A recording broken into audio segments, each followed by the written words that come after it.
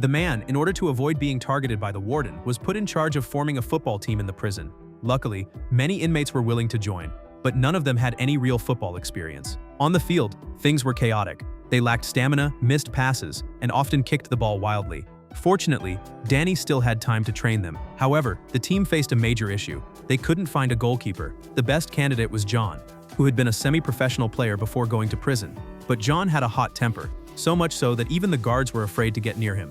Still, Danny wanted to give it a shot. He cautiously asked John if he'd be willing to join the team. John flat out refused. But to Danny's surprise, one sentence moved him. We're playing the guards.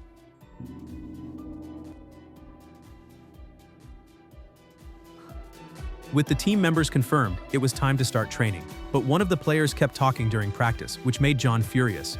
He immediately showed just how hot-headed he could be. John's intensity was so overwhelming that the man had no choice but to leave the field in frustration.